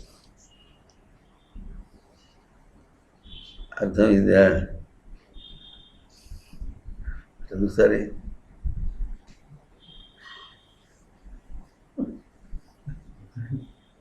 అర్థమవుతుందా? అంటే ఇప్పుడు ద్విలక్షణం ఏం చేస్తుందంటే ఆత్మప్రశంస ఆత్మఖండన అనే మాటలో భార్య అనే పదం. అందుకని ఇదివరకు ఏం చెప్పుకున్నాము? ఒక విషయంతో సంబంధం పెట్టుకున్నావు అంటే కూతురు పుట్టిందని అన్నామా? కూతురు పుట్టిందంటే మొత్తం భారం అంతా తందే. అర్థమైందా? ఇటీవల కొన్ని 1-2 కేసులు ఏమి విన్నామంటే ఇద్దరూ ఆడపిల్లలే పుట్టారు. థూ అని వదిలిపెట్టేసిపోయాడు. అర్థమైందా? తప్పెవరిది? ఆడపిల్ల పుట్టిన తప్పెవరిది? ఏమి తెలుసుకోకుండా పొలిది ఎట్లా ఉంటుంది? ఏ రోజున గర్భాధానం చేస్తే ఆడపిల్ల పుడతారు, ఏ రోజున గర్భాధానం చేస్తే మగ పిల్ల పుడతారు, అదేనే తెలియాలి. లేడికి లేచిందే పరుగు అని చెప్పేసి ఆవేశంలో పడి కొట్టుకుని ఇద్దరు ఆడపిల్లలు పుట్టారంటారు. అయితే ఆడపిల్లలు పుట్టినప్పుడు కూడా నా ఆడపిల్లలు నా పిల్లలు అనేదో ఉంటుంటారు, వ్యామోహం అతను ఉంటుంటాడు. అతనికి ఎందుకు అతనితో లేచిపోయినాడంటే తన భార్యతోనే తన కష్టంగా ఉంది. అర్థమైంది? తన భార్యతో మరి వాళ్ళ తీరేటువంటి వాళ్ళ ప్రవర్తన తీరులు ఎట్టుంటాయో మనకు ఇటీవల తటస్థమైనటువంటి విషయం.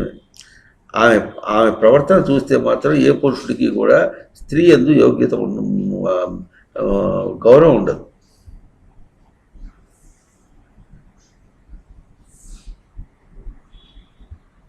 అర్థమైంది? స్త్రీ యందు గౌరవం అంటే సాత్వికుడైన వాడికి ఎవరు ఉండదు. అటువంటి ప్రవర్తన ఉంటారు. లేకపోతే లోకల్లో నడిచిపోతుంటాయి, అన్నీను కొట్టుకుంటుంటారు, అవసరపడుతుంటారు, ప్రళయకళయం అంటుంటారు, ఏదో గోల అంతేనా అంటుంటారు, తిట్టుకుంటారు, తిమ్ముకుంటుంటారు. దానిలో ఈ వీళ్ళు ఈ కొట్టుకుని దీనిలో కాసేపు చూడకుండా వాళ్ళు పిల్లలు ఎదిగిపోతారు. అర్థమవుతుందా? ఈ మొత్తానికి ఏదో వాడికి పెళ్లి చేయాల్సి వస్తుంది, లేదా వాళ్ళు ఏదో సంపాదించి వస్తారు, వాడు సంపాదించుకుంటూ వీళ్ళు ముసలాడుతారు, ముసలాడు ఏం చేస్తే వాడు చక్కన ఆగుతారు మళ్ళీ. వాళ్ళ గతి అప్పుడు చివరికి ఏం గతి కాకపోయినా తను సంపాదించుకునే తన డబ్బున్న మమకారంతో చక్కన ఆగుతాడు. ఏం లేకపోయినా రేపు కనీసం కొరివన్నీ పెట్టద్దు, ఎవరన్నా కొరివి కోసం కొరివి ధర పెట్టు, ముందే కొరివి పెట్టుంటే జరిగిపోతుంది. ఆయన కొరివితో తనకే ఉంది. ఇప్పుడు తన దేహం విడిచిపెట్టి పోయిన తర్వాత మురుగు వాసన వస్తుంది, ఎవడో ఒకటి పీక్ అవతల పడేస్తాడు, సరిపోయింది. దాని మీద పెద్ద సమస్య ఏమైంది? తన కొడుకే కొరువు పెట్టాల్సిన అవసరం ఉంది.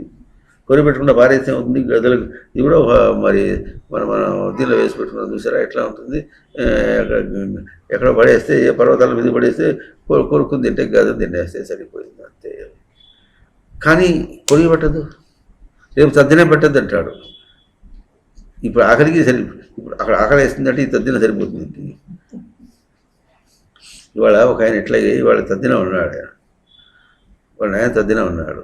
తద్దినం అంటే ఏం చెప్పాడంటే, మరి నువ్వేం తద్దిన పెడతావు, నువ్వు మాంసం తినేవాడి అన్నాడు. మా నాయన 30 సంవత్సరం వయసులోనే మాంసం మానేశాడన్నాడు. మరి మీ నాయనేమో 30 సంవత్సరం వయసులో మానేశాడు, నువ్వు ఇప్పటికి ఇంకా 65 సంవత్సరాలు వచ్చినప్పుడు కూడా ఇంకా నేను తింటూనే ఉన్నావు, నువ్వు అసలు మీ నాయన తద్దిన ఎట్ట పెడతావు అని చెప్పాను. మానవుడి మాంసం పెట్టడం అనే నియమంలో ఉన్నటువంటి తండ్రికి మాంసం తినేటువంటి నువ్వు తద్దిన ఎట్ట పెట్టగలవు అన్నాడు. ఏముంది గారెలు గీరెలు పెడతారంటే, నువ్వు గారెలు పెడితే తింటాను, మీ నాయనకి పొట్టలేదని చెప్పాను. మీ నాయన అభౌతిక స్వరూపం. మరి మీ నాయన తద్దిన పెట్టాలంటే నువ్వు శ్రాద్ధం పెట్టుకుంటే అది తద్దినం అవుతుంది. అంటే తిట్టు అనుకుంటారు, నువ్వు శ్రద్ధగా ఉంటే అది తద్దినం అవుతుంది. అర్థమైందా లేదా? నువ్వు శ్రాద్ధం పెట్టుకుంటేనే నీ శ్రాద్ధమే తండ్రికి తద్దినం అవుతుంది. ఏం చెప్పాలి? ఇవాళ నా శ్రాద్ధం అనాలి. మరి అనుకుంటాం, అదేమిటి అటు మాట్లాడతాడు ఏమిటంటే, నీ శ్రాద్ధమా మీ తండ్రి తద్దినవా? తమాషా లేదు ఏంటండి, దేహం విడిచిపెట్టిపోయినటువంటి ఓ అభౌతిక స్వరూపుడికి నువ్వు ఏదైనా సంవాదం చేయాలన్నా ఏమందిస్తావు మొత్తానికి? ఏమైనా అందించాలంటే ఎట్లా కనిపిస్తావు? ఆయన కనిపించాలా, రూపం కనిపించాలా, నువ్వేం అందిస్తావు? మా నాయన అంటే నీవైనాడు, నేను చేసి అందించాలి. నేనుకి సంధానం కలుగుతుంది కానీ ఆ మాట వస్తుంది. నేనుకు సంధానం కలుగుతుంది కానీ నీవుకి సంధానం కలగదు. అర్థమవుతుందా లేదా? చెప్పాం, నువ్వు శ్రాద్ధం పెట్టుకుంటే మీ నాయన తద్దినం అవుతుంది. నువ్వు ఇవాళ మీ నాయన తద్దినం పెట్టాలంటే ఇవాళ నేను మాంసం తినడం నేను మానేసేయి అన్నా. అప్పుడు ఈ సంధానం మీ తద్దినం మీ నాయన తద్దినం అవుతుందని చెప్పాడు. అప్పుడు ఆయన ఉన్నాడు, అవుతుంది ఇట్లాగే మీ దగ్గర వచ్చి ముట్టకాయలు తింటుంటే అప్పుడు నేను మానేస్తానన్నాడు. ఎప్పుడో మానేట, ఇప్పుడు బాగా ఏం కావాలి అది కనుక మీ నాయన కోసమన్నా మానే, లేదా నీ కోసం మానే. నాయన తద్దినం పెట్టడం కోసమైనా మానే, నీ శ్రాద్ధం కోసమైనా మానే. బయట మానేస్తామంటే రుచిగా రొట్టెలు వేసుకొని తింటుంటాం మేము అంటాడు. రుచిగా లోటలు వేసుకొని తింటారట. అందుకని ఏమంటారు, భార్యాపతి అంటే భారమును రక్షణ చేసుకోమన్నాడు. భారం అంటే భరింప శక్యమైనదా భారమా, భరింప శక్యం కానిదా? భారం అనే మాట ఇప్పుడు ఎట్లా వస్తుందంటే దాన్ని భరించుట. దేంతో పోల్చుకొని? విషయములు ఇన్ని ఎదిరించినప్పటికీ తను తాను నిలుపుకోవడం, అందుకనే వెంటనే పతి అన్నారు. భారక్షణే భారము ఎట్లా తనకు శక్యమవుతుందంటే తను తాను రక్షించుకున్నందువల్ల శక్యమవుతుంది. రక్షణ అనే అంశము ఎప్పుడు ఆలోచించావో అప్పుడు భారం ఏమవుతుంది, ద్విలక్షణానికి వస్తుంది. ద్విలక్షణానికి వచ్చి అద్వైతాన్ని ప్రవర్తింపజేస్తుంది. ఇందాకేం చెప్పారు, ఆత్మప్రశంస అనాత్మఖండన. ఇప్పుడు ఆత్మప్రశంస అనాత్మఖండన ఏ రూపంలో పట్టుకొస్తున్నారంటే భారము పతి లక్షణాలను పట్టుకొస్తున్నారు. అనాత్మఖండన ఎప్పుడు చేస్తాడు? తనకు భారం అంటే అనాత్మఖండన చేస్తాడు. అవునా? ఆత్మప్రశంస ఎప్పుడు చేస్తాడంటే తనకు భద్రత చూసుకుంటే అప్పుడు రక్షణ అప్పుడు ఆత్మప్రశంస కలుగుతుంది. తన రక్షణ ఆలోచన చేస్తే అప్పుడు తనకు ఆత్మప్రశంస కలుగుతుంది. ఆత్మప్రశంస అంటే తనకు రక్షణ, అనాథములు అంటే తనకు భారం.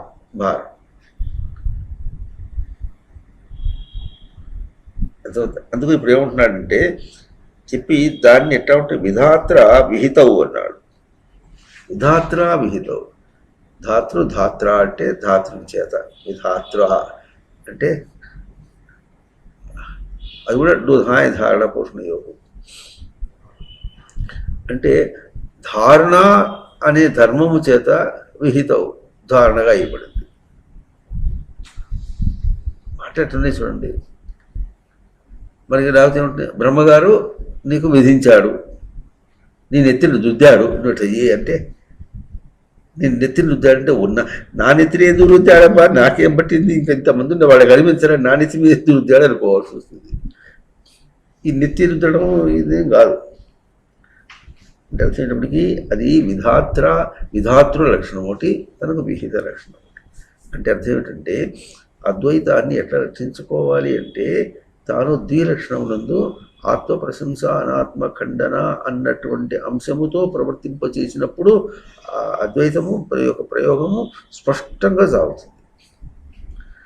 ఇది విధాతృ అనేది అంటే విధాత అనమాట. ఇది విధాత అనేదేమో ధర్మం, విహితం అనేమో ధర్మీ లక్షణం తన దగ్గర. ధర్మమేమో అది ధర్మం, తన ధర్మీయ స్వరూపంతో అయితే ధర్మి అంటే ధర్మం కలవాడు. ధర్మమేమో దాన్ని తను నిలుపుకుంటే తను ధర్మి అయినాడు. అక్కడికి విధాతృ పదం ఎట్లాగో ఆ లక్షణం ఎట్లాగో, ఏది విధాతృ ఏ ధారణ తనకు ఆత్మప్రశంస అనాత్మఖండన. ఆ ఆత్మప్రశంస అనాత్మఖండన అనేటటువంటి ధారణను నీకు విహితవు. అక్కడ విశేషంగా ధారణ, నీకు విశేషంగా అది విశేషంగా ధారణ ఎట్లాగైంది, అది భద్రంగా అంతకంటే వేరే విధంగా లేదు అన్నటువంటి స్థితిని నిలుపుతుంది కనుక అది విశేషం. అట్లా నువ్వు నిలిపితే ఏం నిలపాలి? నువ్వు కూడా ధారణ నిలపాలి. అంటే ఇప్పుడు ఏకమునకు అద్వైతం యొక్క ఆవరణం ఎట్లా ఉంటుంది, లేక ఆవరణ అంటేనేమో ఆత్మప్రశంసగా, అవునా? మరి ఇంకో విధంగా తీసుకున్నప్పుడు ఎట్లా వస్తుంది? అనాత్మఖండనగా వస్తుంది. ఎట్లాగో దమ ఉపశమే ధాతువు చేత అణచివేసుకుంటూ అల్లుకుంటూ పోవటం, ఇది అనాత్మఖండన, అదేమో ఆత్మప్రశంస. కనుక ఈ రెండు విధాలుగా ద్వైతము చూపిస్తుంది. ద్వైతము ద్వి అనే పదము ద్వైతం కాదు, ద్వి అనేది చూస్తుంది. రెండు విధాలుగా ఆత్మప్రశంస అనాత్మఖండనగా అద్వైతాన్ని చేత ఆవరింపచేస్తుంది, అద్వైతాన్ని నిలుపుతోంది.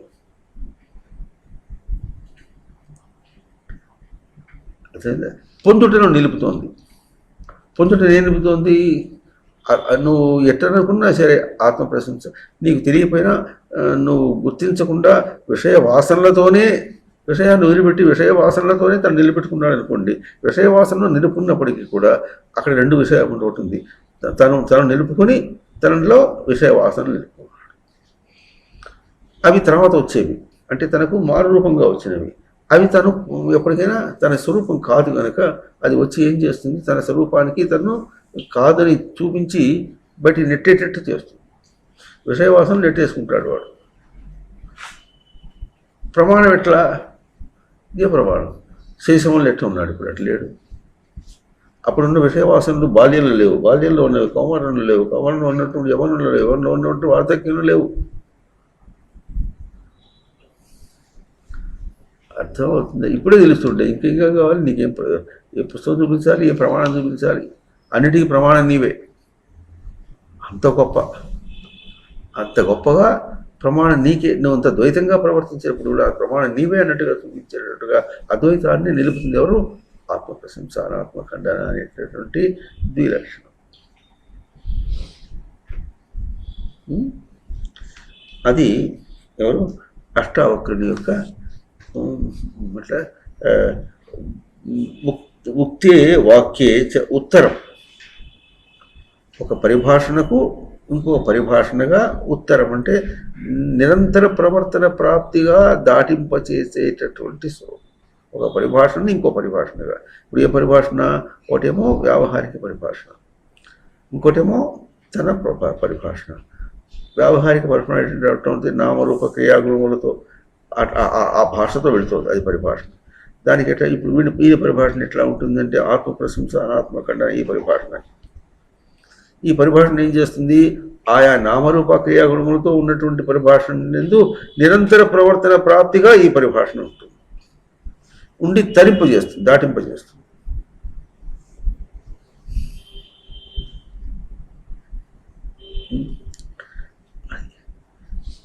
ఇంకా తర్వాత దీనికి బందీ మళ్ళీ ఎట్లా ప్రశ్న వేస్తాడో మళ్ళీ వచ్చేవారిని చెప్తుందాం. ఓం తత్సత్.